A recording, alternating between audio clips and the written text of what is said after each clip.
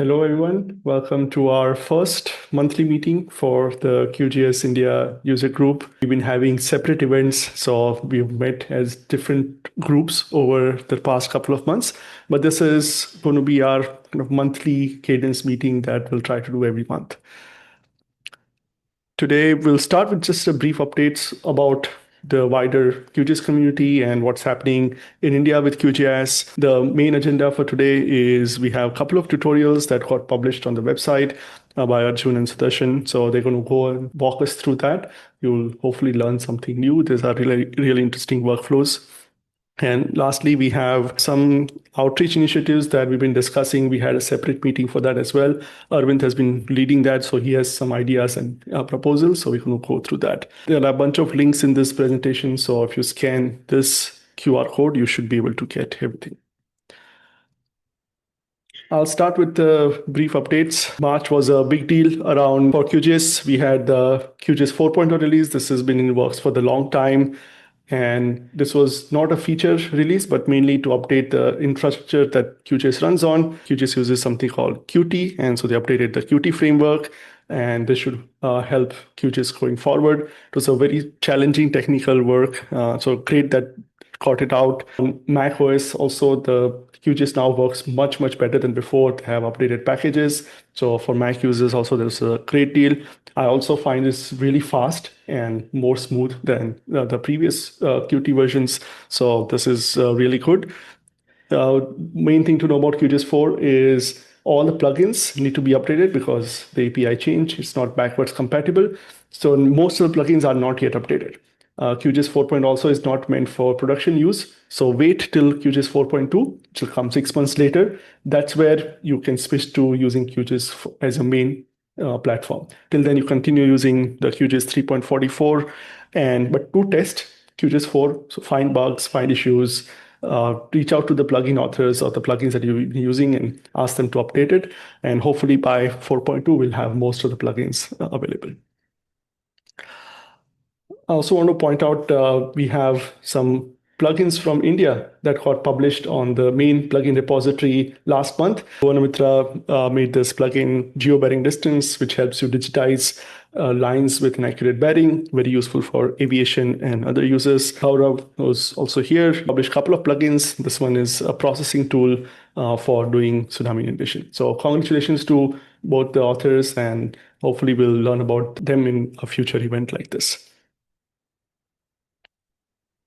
The user group has been growing. LinkedIn is really popular. We are now over 700 members on the LinkedIn group. It's quite active.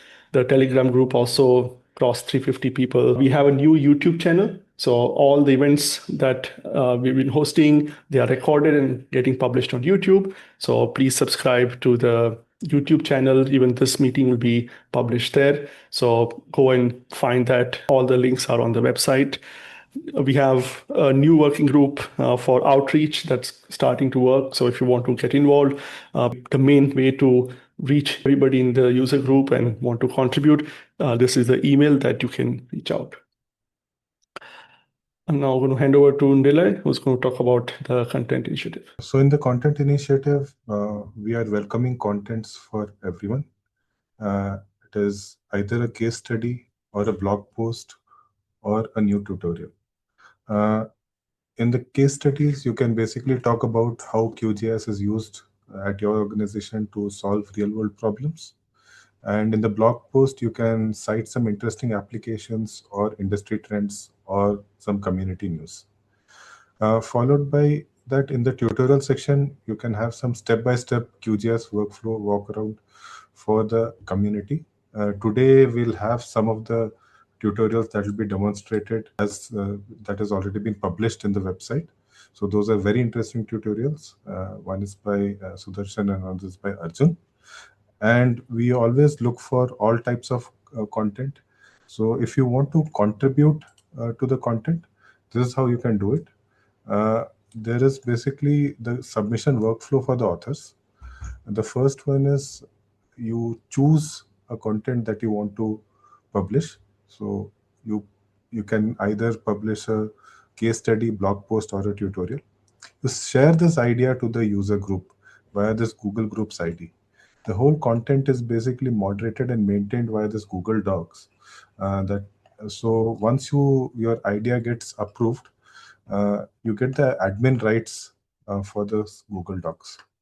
You can write this new content in the new content section of the Google Docs. You can basically add the new tab here and write content here. If you're writing a case study, prefix it as a case study. If you're writing it as a blog, prefix it as a blog. If you're writing tutorial, just prefix it as tutorial. Followed by that, you can just move the content to the content in review section. So once it is completed, it can be moved to the content in review section.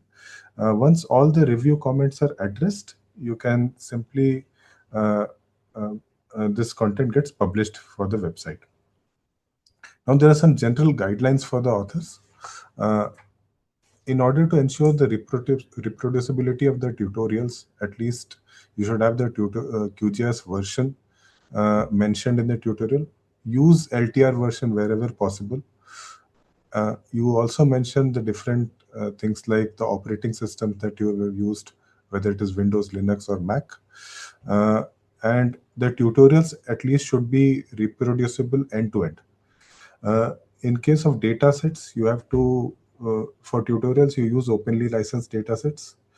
And if you're using, publishing some case studies, then mention the data source. For any data set that is pertaining to your organizational work, it is advised that you get some prior permission from your organization before submitting it. And always use proper naming conventions, such as for case studies, you prefix it as case study. For blogs, you prefix it as blogs. For tutorials, you prefix it as tutorials.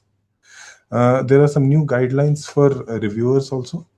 So in the reviewers process, ideally you just find the contents in review tab section and start reviewing it. Add the comments and suggestions for the authors.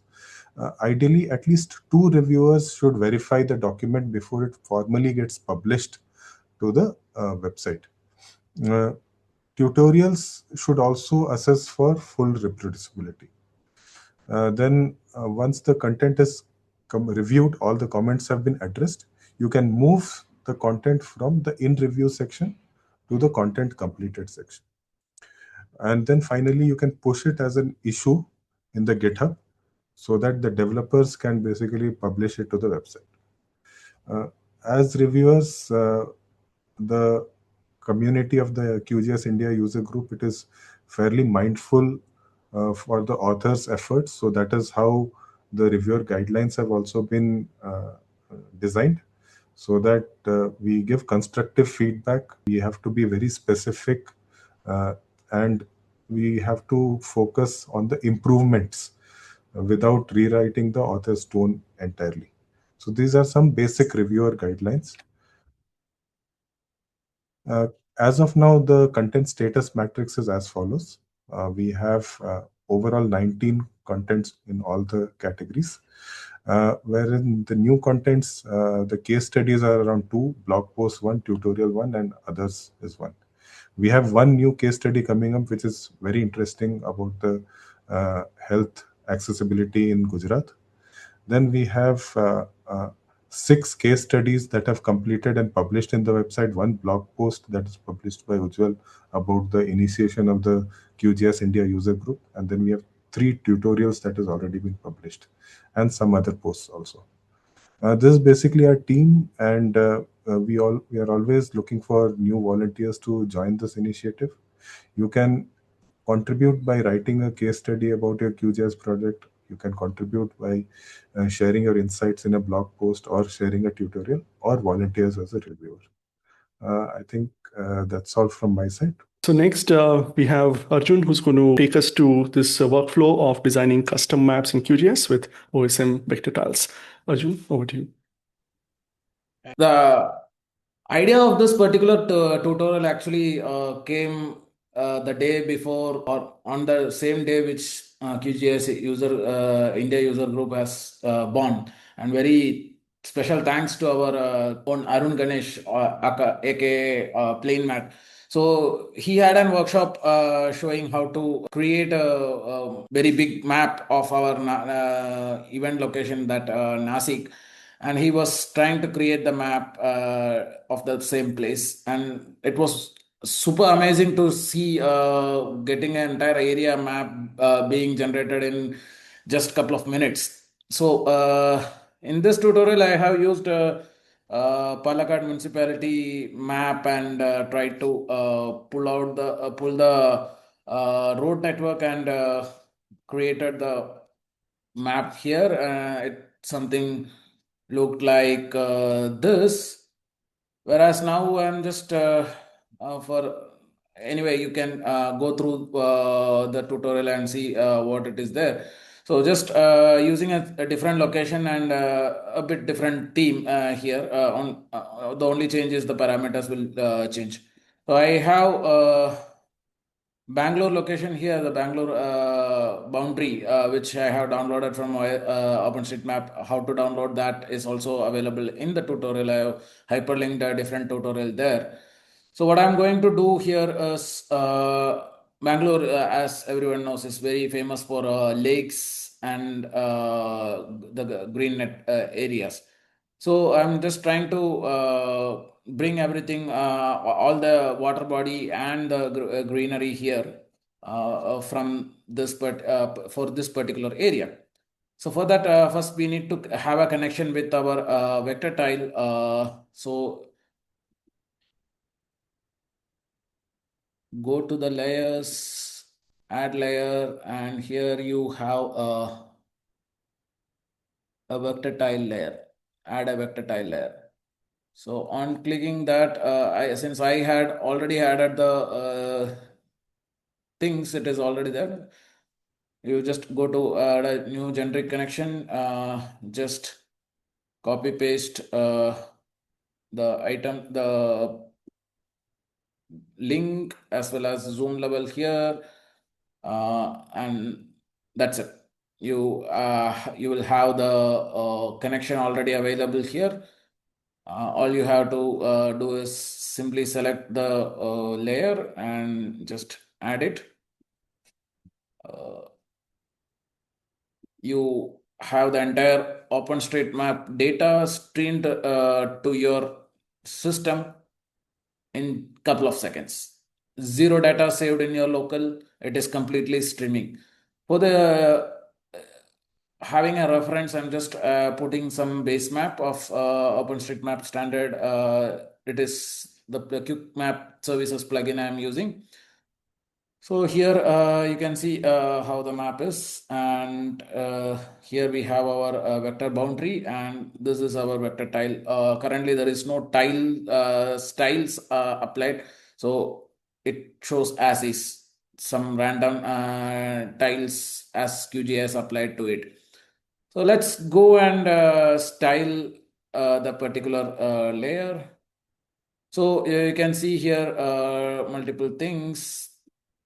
Polygon, as every other vector data, point, polygon, and lines are available. If you click on the add, you get multiple other parameters. Marker is nothing but point. Line and fill is not, line is all as line itself, and fill is typically the polygons. So I'm just adding a line here, and I can just label it as roads, as we are pulling the roads. Instead of all layers, I am adding streets. So what street is? You can go back to the tile documentation, the documentation attached. Here, this page link is already provided in the tutorial. So you can just go to streets. So what is streets, which all category or what all data comes in this street, you can get an information like this. So you can just go through that. All we need is we need the data, the primary. So I'm just pulling only primary roads and secondary roads for just using this. So yeah. So here you mentioned here as streets, so it will only pull the streets. So what happens when we apply streets here? I'm just changing the tutorial style for this. Let's put some black color for easy understanding. Let's increase the width, and yeah. So and apply. So that's it.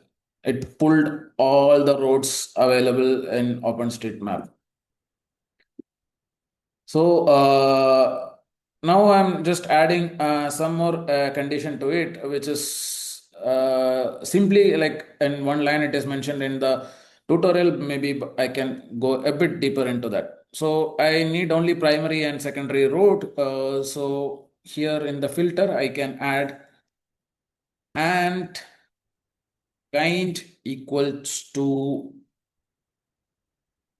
primary.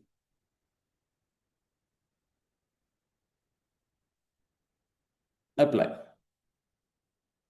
So you get download, you only the primary roads gets streamed here, rest everything. So actually it is streaming the entire data. You have only specified the styles for primary data roads, and that's the only reason that we have seen on the primary roads.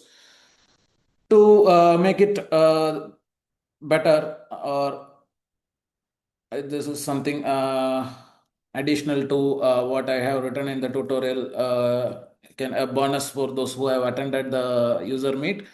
I'm just adding one more condition here, or kind equals to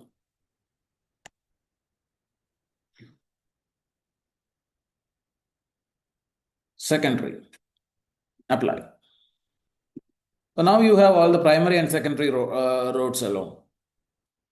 So I'm just once again going to the style. I have you might have noticed I have unticked the existing styles. It's you can also edit the existing styles if required, but I just have created a new style. So it is with you can add any number of or and add condition and customize your query and depending upon your tags in OSM. Now we are going to make some water body area. As we all know, what here let's go to the theme and understand what is water, the tag given for water. So here the layer name is water underscore polygon. So let's copy that and instead of all the layers, let's give only water underscore polygon. Let's also customize the style and apply. That's it. You get the entire polygon of water bodies across your canvas. And this is not just for Bangalore. You might have noticed it has streamed entire area of your canvas. And at the split of a second, it loads entirely. You can see this. This is pan India data getting loaded like any raster base map. So that's the beauty of vector tiles. So for the interest of time, just zoom to layer, and now we have the layers, and you can add any number of layers as you want, lines, polygons, or points. Now, how do you export it? So you can just go to your layer export and the map layout, create a temporary layout or can save it, add the map here.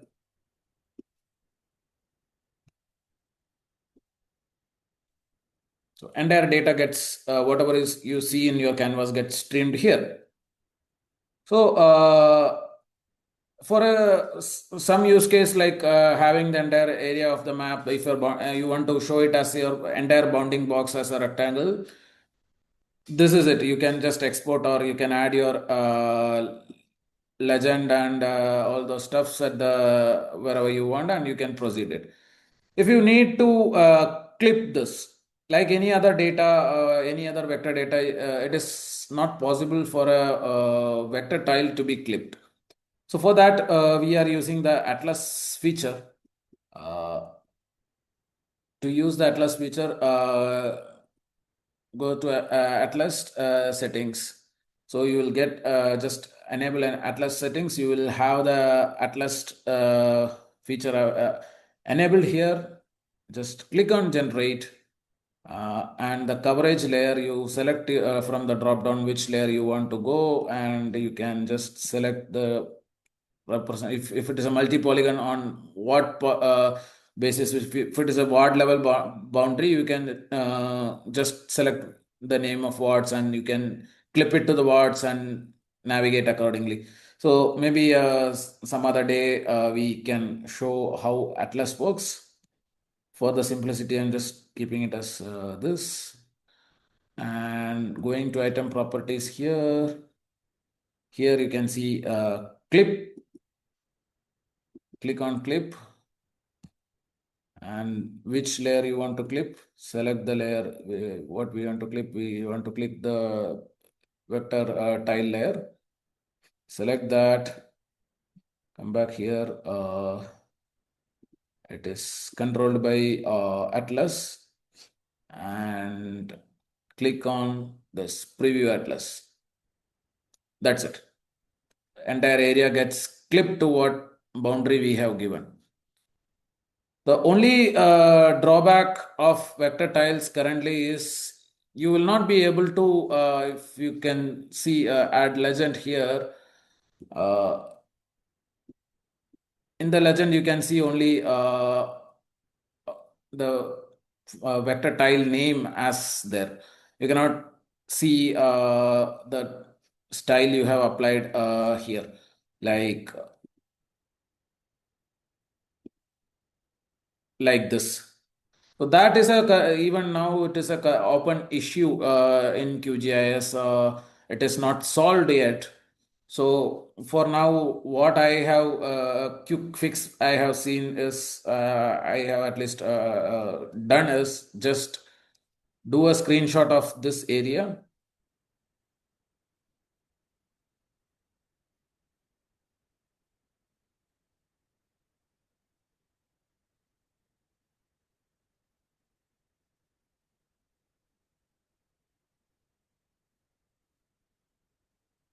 You can just take the screenshot of that legend here.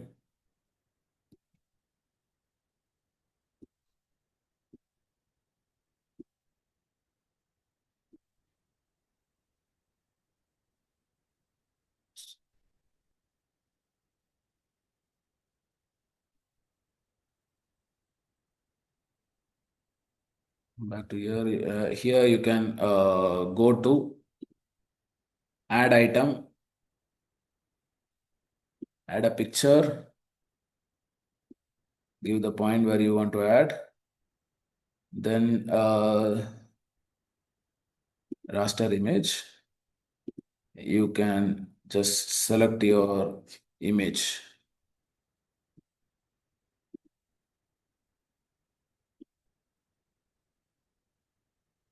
It comes as is.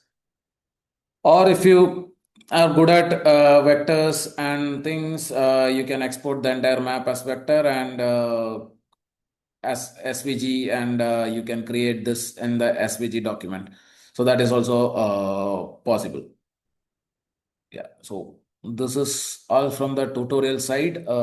Any comments? I can just address it, or maybe at the last.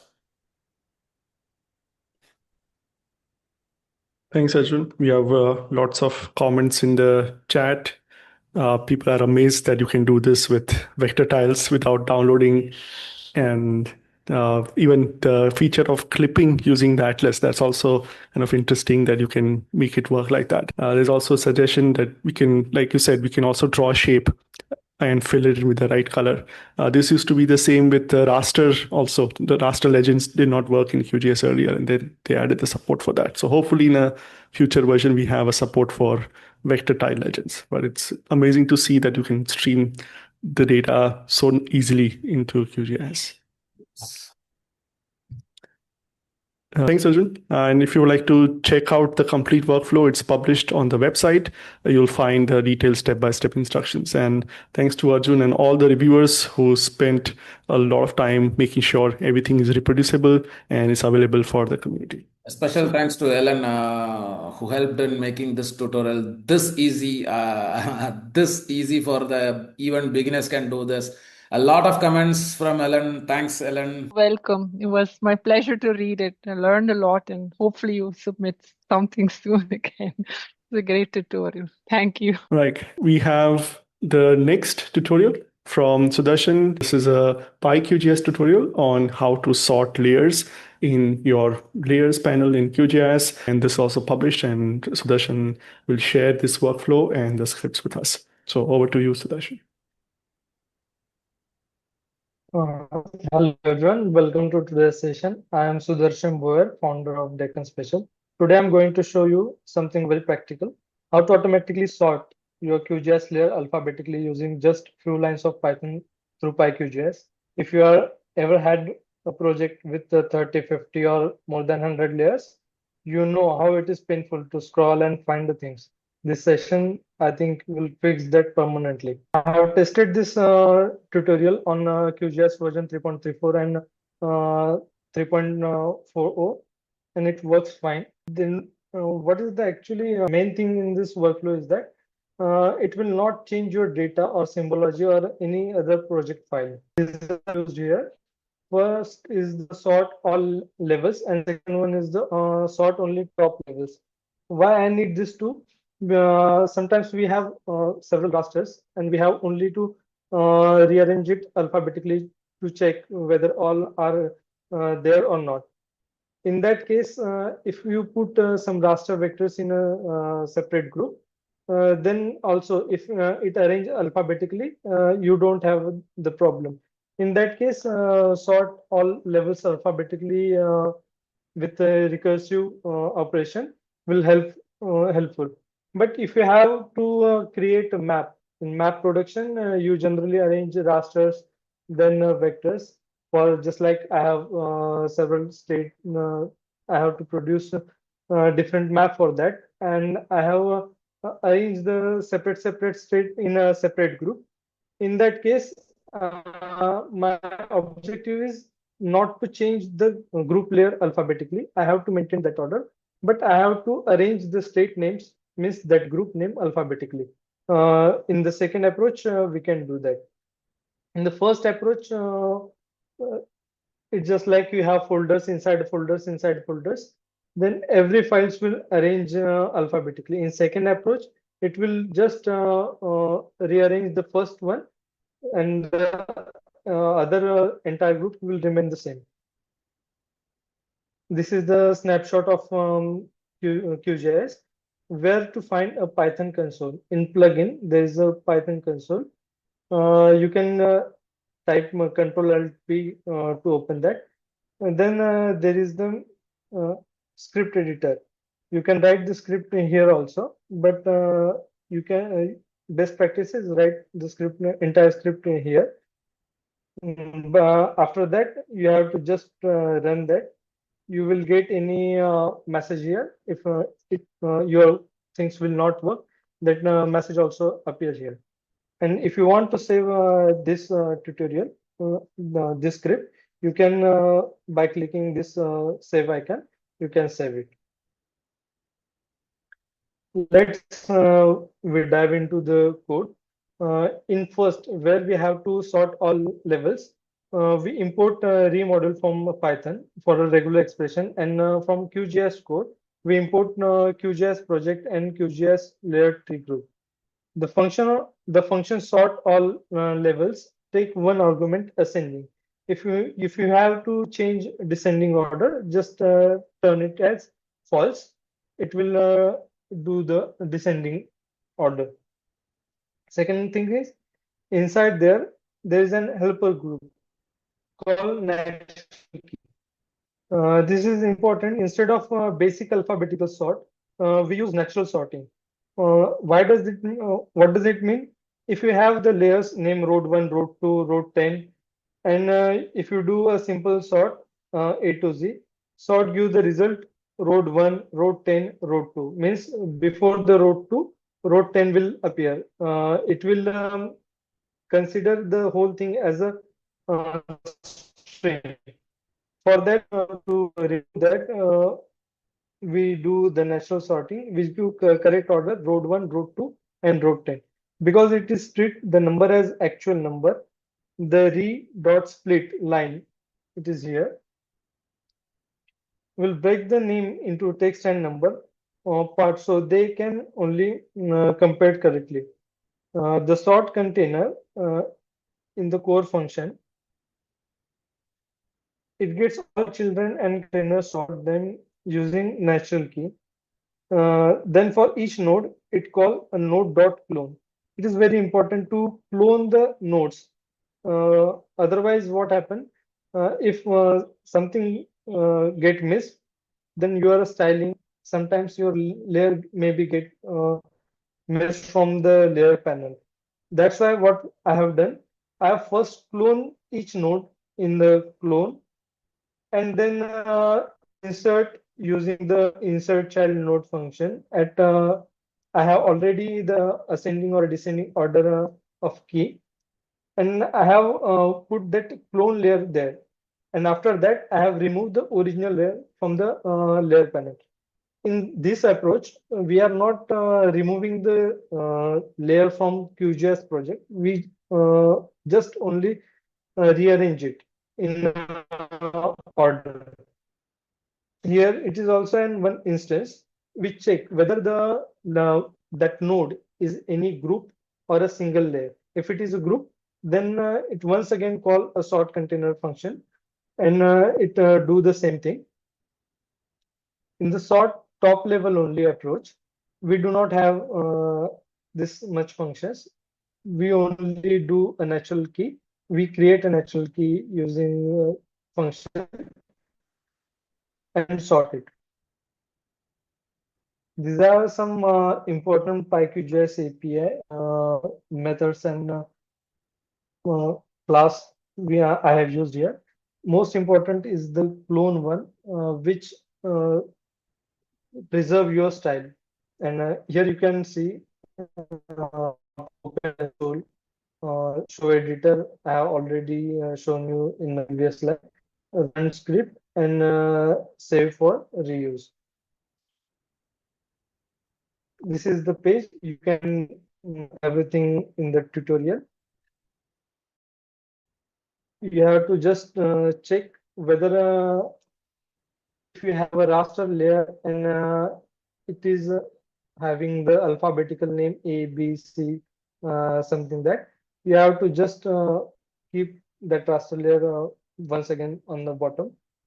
That's the only thing you have to do after running this script. Thank you for all. I'm happy to have any question.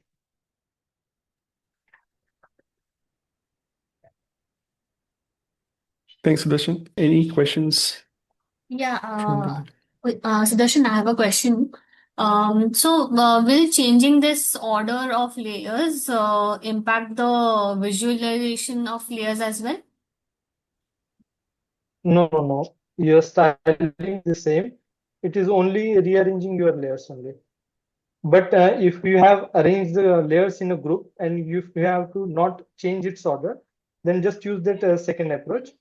If you don't have that group and all other things, and you have to just rearrange it alphabetically, just you have to try first one. It will not change your style. Okay, understood. Thanks. All right, Janhavi, you can go next. While you're sharing, I also did not think about raster layers and sorting. I think many raster layers are named by the dates. So if you just dropped in like 100 layers and you want to sort them, I think this kind of thing will be super helpful. We can sort them by date. Please let me know if my screen is visible. Yes. Good evening, everyone. Sorry, earlier I was called, but I couldn't present because I had an amazing timing of network connectivity. It's been over a month since QGIS India user group was launched. And within a month itself, we've had two amazing events organized. One was QGIS on QGIS Open Day on 27th of Feb,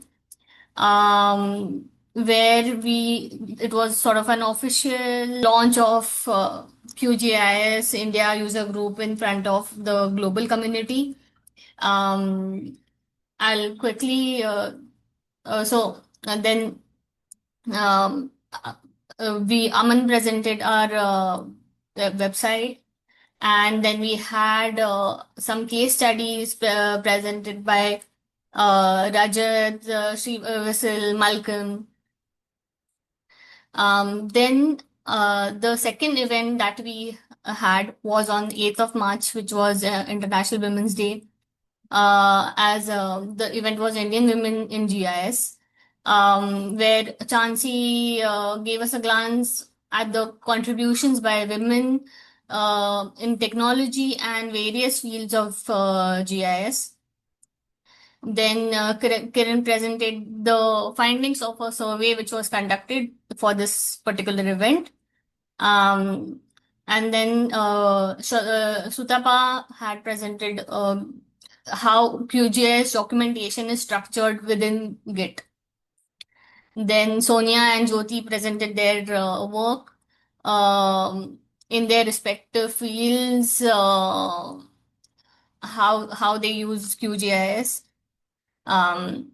So these were the two events which happened within such a short span of time, but like amazingly organized events. And we have upcoming events so this event which you are all are attending is going to be a recurring event, and on every third Friday of every month we are going to have this monthly community day event where we just had two really good presentations around the tutorials. But similarly, people will be presenting their blogs, tutorials, or even case studies. And please reach out to us if, other than this event, which is going to be a recurring event, if there are any other events that you can think of or you want to plan, please reach out to us. Just to mention that the way the Women's Day event was an initiative by Kiran. In a similar way, if you want to present something else, we can you're always welcome to come up with suggestions. Thank you. Thanks, Janhavi. And for the folks, again, Janhavi, thank you for helping put this event together. Just planning an event like this is a lot of work, and she did a lot of work coordinating, reaching out to people. And we have a small group of volunteers who are working on events. And if you like to just join that group and help with the future events, please reach out to us on the mailing list, and we'll be happy to get in touch with you with the group. Next, we have Aravinth on mobile. So I'm going to share the screen. So Aravinth, over to you. Yeah, sure. Thank you. I may not be able to switch on my video because I'm a bit outside, but I'll just talk with my video off. Okay. Good evening, everyone. So I'd like to present on three key topics. One is obviously the status of our translation initiative, what we have done till now, and then followed by, in order to have a good community outreach, so what are some of the thoughts that we can put out there so that we can have a stronger QGIS India community network. I have put some thoughts out there, and I also would like to gather some ideas how we can do it, and etc. Because what I've said is mostly from academician point of view, and at the same time as a local coordinator who does some outreach activities for schools. So I would very much love to love all of your comments. Maybe one thing I would like to request, if we can reserve the like discussion and question and answers for my topic at the end, that would be really nice. So I may take 10-15 minutes at the best, not more than that. Yeah, we can switch to the next slide. Yeah. So for the Q field translation updates, I have given two different tables. The first one here, it represents the Q field strings.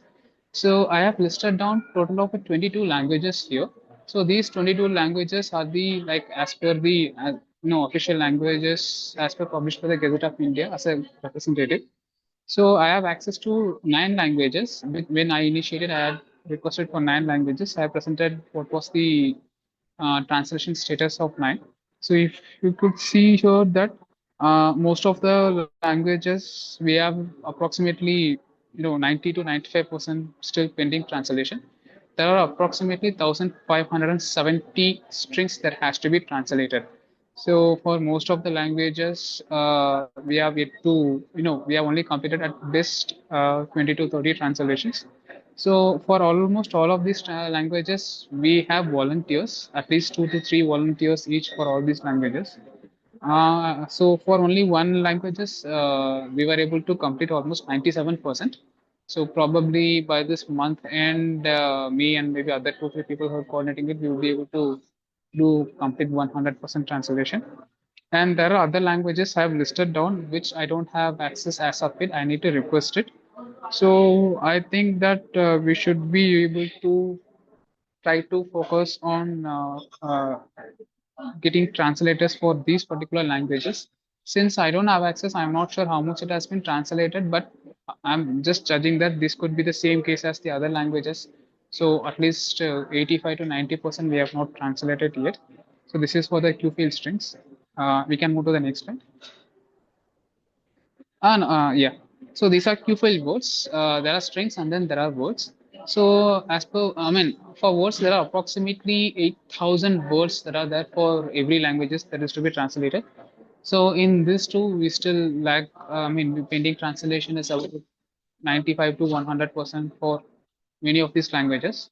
So for one language, we have more or less we have completed the translation. So yeah, and yes, again, list of languages like Assamese and then Kashmiri, etc. So we are still probably we require huge number of translators. I have reached out to some of my friends, maybe in the JNK region and then Uttarakhand and then Northeast, but I'm still yet to get back from them. So hopefully that I may get at least 1 or 2 people who are interested. They're already working in QGIS and OpenSource Geospatial. So probably they would be interested in it. And from there, probably we can see how we can do community outreach thereby where we can get more number of volunteers. So now this is the thing. Now, as a since the translation requires more number of volunteers, uh, so this is also intricately connected to how well we are establishing the QGIS chapters in India. Because in case if we require, the translation or to do community and outreach activities, many times it might be difficult for the professionals because we have to allocate our time for that matter. So in this, by keeping this in mind, I proposed like where we can have like student chapters within QGIS. So we can move to the next slide. Uh, yeah. So how do we overcome this particular barrier? So one of this I thought about is that where we can establish student chapters which are like much similar to IEEE student chapters, which are all across the world. So basically how it is, maybe like myself, maybe we reach out to the different departments, maybe in undergraduate level or maybe in postgraduate level that works with geospatial closely, and then once they are okay with it, maybe we establish a small student chapter, maybe one coordinator who will be faculty, and then maybe 5 to 6 students to start with.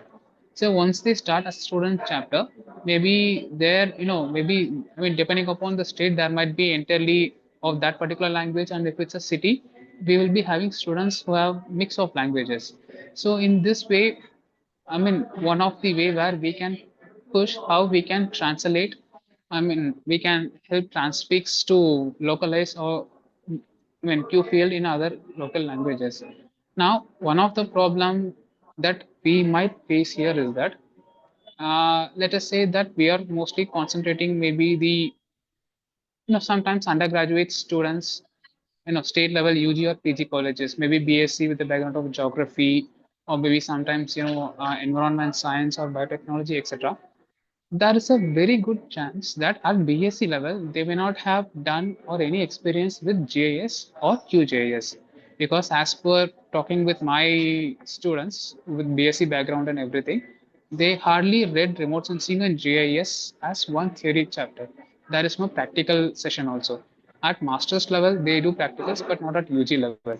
So in this case, when we ask them to be a volunteer for QGS Indian community and then help us with the localization of Q field.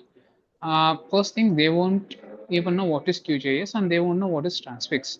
So in that case, there might come a point where why should I be part of something which I don't know what it is?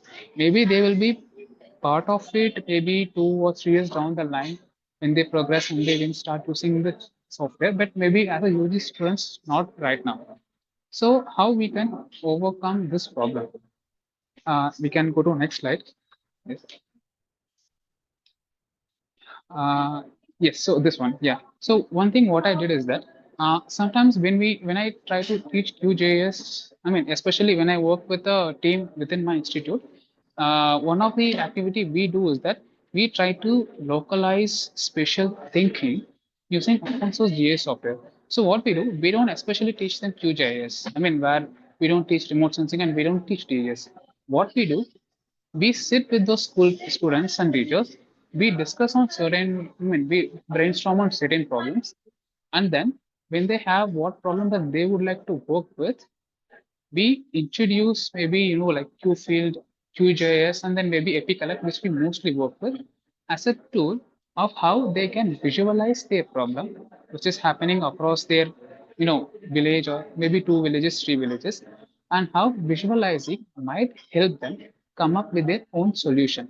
So this way, rather than teaching QGIS to students directly, which may take more time, we position QGIS as a tool to help them spatially think and visualize their problem, which is occurring in their own region, and how they can try to solve it by using this as a, I would say, as a base or as an example to do it.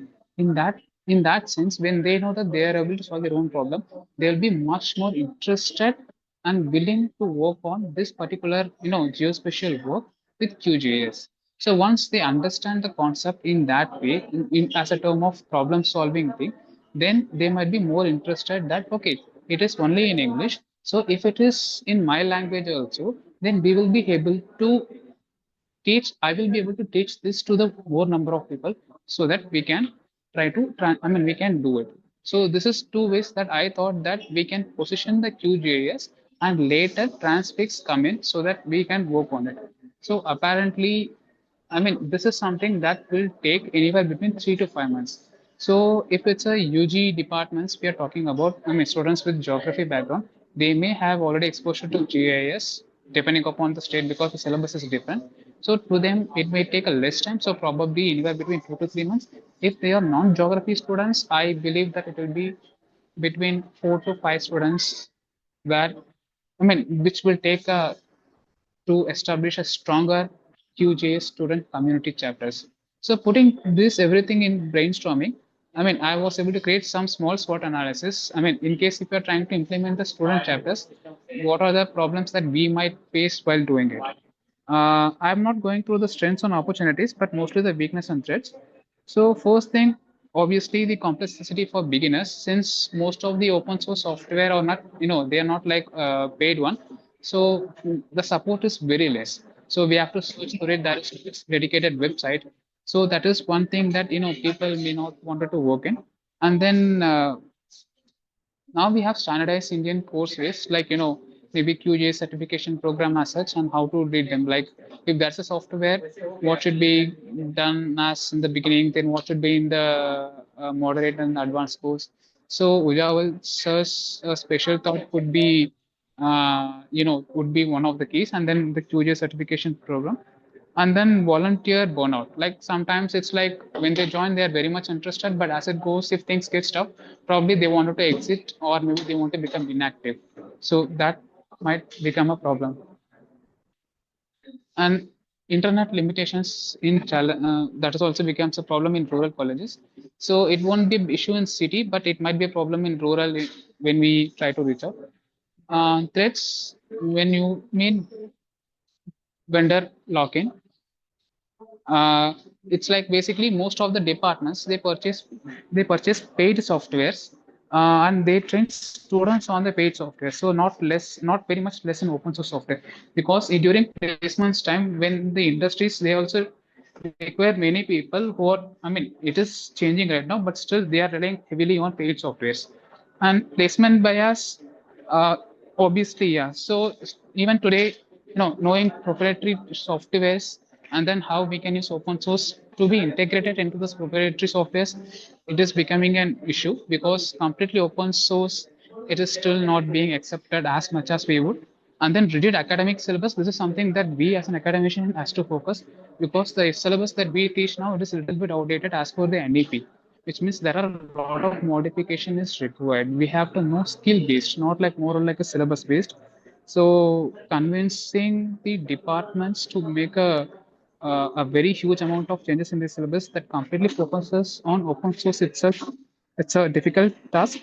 And data security, like many people think open source means that there is no security to the data. So that also it's a very big issue. So probably this is the some basic misconceptions we may have to overcome when we are doing with some department wise. So the next one, the next slide. So this is like student contributors, like basically in the sense like as a professional, whenever we contribute to some open community any program, we do it without expecting maybe any monetary value. I mean, or any, I mean, value of any sorts, like not recognition like that. We know that we just wanted to contribute to it because it will be good. But as a student who just graduated out from the 12th standard, who are in their UG, students would really love to get recognized for the contribution that they are doing.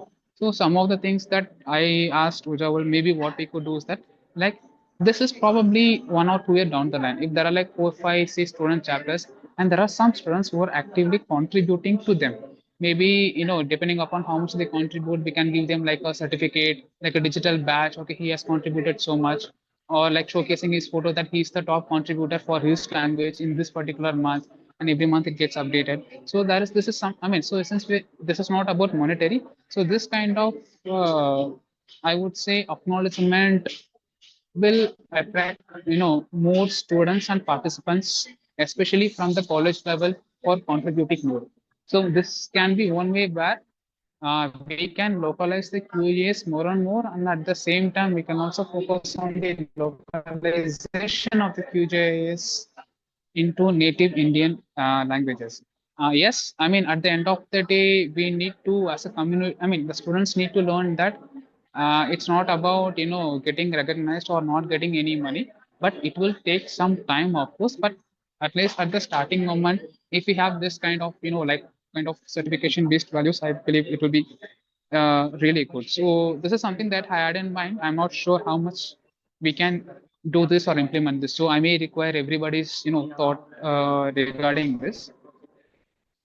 The credible certificate in the sense is like giving the badges. Okay, he or she has contributed this much. Like sometimes a certificate has to have a meaning. So it should not be like, everyone gives certificate, but it does not have a meaning. So if you're going to give someone certificate, let us say he or she has contributed for something, then how authentic the certificate should be. Like, put it very basic, whatever he or she has done has to be tracked back with a proof. So if you could establish that, then the certificate has a value. Otherwise, it will be like, like a simple attendance certificate or a participant certificate, which will not have any meaning to it. So this is an idea which we can work on it. It does not have to be certificate itself. Like sometimes showcasing in the QGIS, our website, like, having a separate separate tab page for every language. These are the top 3 maybe what should I say, translators for this month or over the year. So every month it gives things. It could be that also. So you can give some ideas how visually we can do this for the young students who would like to contribute more and at the same time who want a little bit of recognition. So the next one is if we are going to do this, like basically uh, have a network of volunteers of QGIS and then a network of IEEE student chapters. So we have to do it, little bit in a proper way, which means we need to have our own QGIS membership directory. So right now we did it with unofficial. I mean, it is official, like joining the Telegram group and Google groups, YouTube, Instagram channel, etc. But in case maybe 3, 4 years, 5 years down the line, and we would like to register QGIS India as official like an NGO society. So at that time, having a proper QGIS membership directory would really help us. Which means we have properly collecting who is a part of this QGIS activity. I mean QGIS Indian community as such. So I have put out a QR code and shared a Google form. So you can go through this, see if this is the information. I mean, I discussed with Ujaval, say, okay, this information is something that we have to collect. If you think we may have to add certain more information, or if you think that certain information is personal and it should be removed from the Google form, please give us your suggestions. So this is my point of view. Since we are trying to do this as a properly set up community, I think that having a proper membership community directory and their information is very much essential for not for all sort of activities, networking, connection, if you're doing some kind of event when you're sending bulk mail. So all of those informations. And finally, yeah, last slide. Uh, Yeah, so I had one more thing, which is like making a short introductory video on Transweeks, like inviting different members. So I had an idea of where, I mean, I have 4, 5 students who are from 4 different languages. So like if we make a video of, these people speaking in their language, of inviting them to be a part of this QGIS and then part of the QGIS Transweeks community for localization, I thought it would be one way where that would be a good reach out. So maybe this. So these are some things from my side. So if anyone has any question and answer discussions, we can do it right now, or we can do it in the later session also. So I just have to go to hospital, so probably I may not be part of the discussions, but later I'll just talk with all of you. You can talk to Ujaval, or you can write a mail to me in the Google group also, so we can have a deeper discussion with it. All right. Thanks, Aravinth. Thanks for putting this together. There are good comments on the chat. Akshay said we should start this right away. It's going to be a big task and required to help everyone concerned. Nitin wants to collaborate with you to start this in a college in Konkan. So Nitin, do reach out to us at the mailing list and we can start the discussion there. Right, we were a bit over time, but if there are any other questions or ideas or thoughts you have on everything that was presented, please feel free to just unmute and go ahead. And if anybody would like to volunteer to help with the QField translations, please write to us on the mailing list. We had a nice session that Arjun hosted last week on kind of do's and don'ts of translations, and we have a good guidelines in place. And the QField team is also very supportive. So if you just devote a few minutes a day in sometime your language will be available, and every QField user will be able to access QField in that language. So if you have time and interest, do reach out to us and we'll connect you with the resources and help you join the team on translation. Hello, Ujaval. Just one Yes. thing. Yeah, like when we have this monthly meeting session, I mean, rather than having it Friday, if you could schedule it maybe Tuesdays or Wednesdays, I think probably that would be good. Because sometimes, like weekends, people try to go to outside during the Friday evening itself. So if it is maybe Tuesdays or every month, Tuesday or Wednesday, I think probably that would be nice. It's a suggestion. Maybe we can ask everyone and then. Yeah, I'm open to it. I think we had put a survey out, but we not included weekdays, assuming that people are anyway busy. So we can alternate between different dates. We thought the QGIS Open Day happens every 4th Friday of the month. So we thought we'll take the 3rd Friday so it doesn't conflict with that. But yeah, we'll have to figure out how to make it more inclusive so that everybody can attend and present. All right. Thanks, everyone. Thanks for joining. I really enjoyed the session, learned some new things, and it was good interacting with all of you. Stay in touch, join, and hope to see you soon in our next event. Thank you. Bye-bye.